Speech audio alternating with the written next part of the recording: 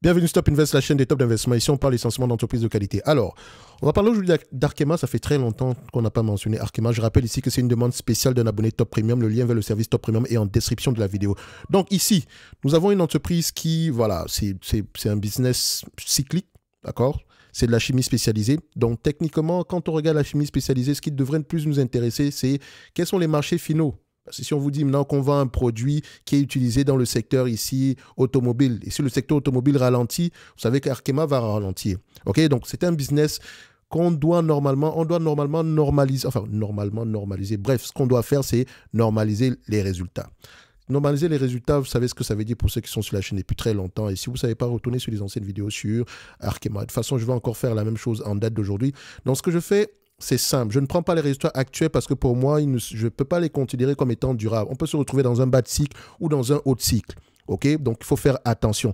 Et encore, quand on normalise les résultats, c'est la première étape. Deuxièmement, on va voir est-ce que nous avons le même business qu'il y a 5 ans ou s'il y a 10 ans, dépendamment de du nombre de la période qu'on va prendre.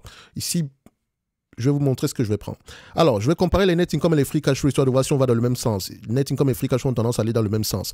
Alors, ici, les 10 dernières années, on a à peu près 474 millions d'euros en termes de free cash flow. Et sur les 5 dernières années, on a à peu près 638, disons 640 millions de free cash flow. Maintenant, je regarde, est-ce que les années à venir, comme en N plus 3, donc si on prend en considération 2027, je pense que ça doit être 2027, d'accord? En année N plus 3 ici, les années s'attendent à 695 millions. Tant mieux, d'accord? Moi, j'ai pris une moyenne à 640. Maintenant, pourquoi est-ce qu'on s'attend à 695 millions? Est-ce qu'on a investi ici dans des activités qui vont nous rapporter de plus en plus d'argent demain? Ce sont des questions qu'on doit se poser. Parce que les chiffres, c'est bien, mais ça ne vous permet pas de tenir à long terme. D'accord? Donc, ça, ce n'est qu'une analyse quantitative. Ici, ça nous permet de poser les bonnes questions quand on va lire les rapports financiers et également de savoir même si la compagnie nous intéresse de manière générale. OK? Moi, je peux déjà voir ici que Arkema, ce n'est pas une entreprise que je mettrais dans ma watchlist. OK, c'est la mienne. Maintenant, je fais ce que je veux avec. D'accord? Mais ça ne veut pas dire que c'est un business qui n'est pas sous-évalué ou bien qui ne pourrait pas être un bon investissement dépendamment du prix. Tout dépend toujours du prix. Donc, on voit ici Arkema, on s'attend à peu près 640 millions. J'ai pris 5 ans. D'accord? Imaginez qu'on était en 2022 et que j'essayais de me projeter un tout petit peu dans le futur et que je me basais, disons, sur les bénéfices nets. On avait 1,5 milliard. Si je prends les 10 dernières années, disons qu'on était à peu près en 2019 ici, est-ce que j'allais prendre quoi? 661 millions? Bref, il faut toujours se poser la question de savoir est-ce que les bénéfices actuels ou les free cash flow actuels sont durables? C'est très important. J'ai pris 640 millions. Simple. Maintenant, Arkema, je ne paierai pas plus de 15 fois les bénéfices ici. Quand on regarde à peu près la moyenne sur ce business, c'est même 10 fois les bénéfices de manière générale. Enfin, attendez, attention, ça, ce sont les bénéfices ajustés. En termes de free cash flow, ouais, c'est ça, en moyenne 22 fois ici. Donnez-moi juste un instant. Voilà, donc le PER n'est qu'un rendement. Renverser l'équation, vous allez vous rendre compte ici que quand je paye 10 fois les bénéfices, c'est 10% de rendement. Quand je paye 15 fois les bénéfices, c'est 6,6% de rendement, et ainsi de suite. Si vous êtes nouveau, si vous êtes les anciens, vous savez à peu près comment est-ce qu'on réfléchit par rapport au PER, d'accord? Et toutes les entreprises, voilà. Le PER n'est qu'une évaluation par les multiples. Il y a d'autres méthodes de valorisation ici, mais parfois, il faut garder les choses très simples. Donc, nous avons un business ici qui peut rapporter au moins 640 millions, qui a les capacités de le faire. 640 millions. Donc, en moyenne, le marché paye combien de fois les bénéfices? Aux alentours de 10 fois les bénéfices. Et pas, le marché peut payer 10 fois les bénéfices pour une seule raison, parce que l'entreprise peut être très endettée. Et donc, il prend en considération la dette. C'est important. Parce que dans ce secteur d'activité, vous allez remarquer que ça va se négocier aux alentours de 15 fois les bénéfices par là. Et si vous êtes même en croissance, ça peut être à 20 fois les bénéfices. Donc, faites attention. Je prendrai 15 fois les bénéfices. Si je prends 10 fois les bénéfices, je ne prends pas en considération la dette ici. OK? Moi, je pense que le marché prend déjà en considération la dette à ce niveau. Mais il ne vous le dit pas. C'est pour ça qu'il faut avoir une grosse base de données. Regardez également la moyenne du secteur d'activité sur une longue période de temps. C'est pour ça que je dis c'est 15. Et ça, ce n'est que mon avis. Vous allez voir ici qu'on va même revenir à 10 par exemple. Pourquoi? Parce que quand on fait 640, 6 milliards 400, c'est 640, excusez-moi, 640 millions multipliés par 15 fois les bénéfices, ça donne à peu près 9 milliards 600. Moins la dette nette, et vérifiez toujours la dette nette, elle est composée de quoi? On va toujours enlever les loyers, etc. ici, mais je prends la dette nette qui est affichée ici, 2 milliards 400 moins 2 milliards 400, 410. Divisé par le nombre d'actions, on a à peu près combien d'actions? 75,1. Vous remarquez également que ce n'est pas une entreprise qui rachète ses actions. Pourtant, elle devrait massivement le faire. Enfin, par rapport à la dette ici, si on prend le 640 millions, on peut rembourser la dette ici en moins de 4 ans par là, avec les free cash flow. Donc, l'entreprise n'est vraiment pas endettée. Et donc, au lieu de distribuer un dividende, c'est peut-être mieux ici de rembourser, de racheter des actions.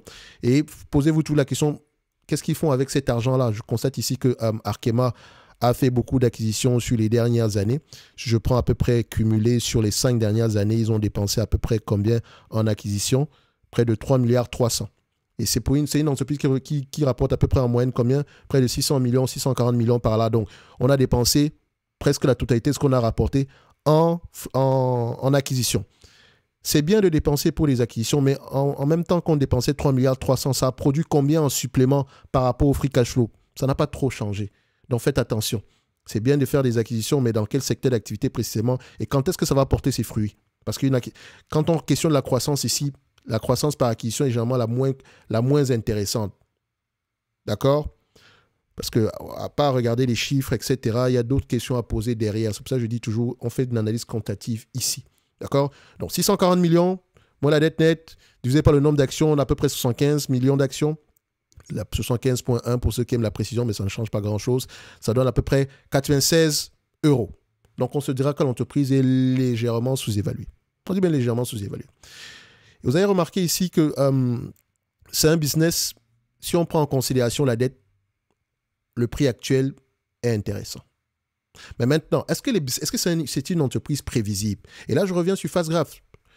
Je prends en considération les attentes des analystes. Disons ici, 70% du temps, ils ont raison. D'accord? Donc, quand ils s'attendent à peu près à 11 dollars l'action, 11 euros l'action en 2027, il y a 70% de chances que ça se réalise. Donc, le fait que moi, j'ai pris ici 640 millions divisé par 75 millions d'actions, ça donne à peu près moins de... Ça donne, je pense, moins de 9 euros par là, par action, alors qu'on s'attend à 10,99 €, presque 11.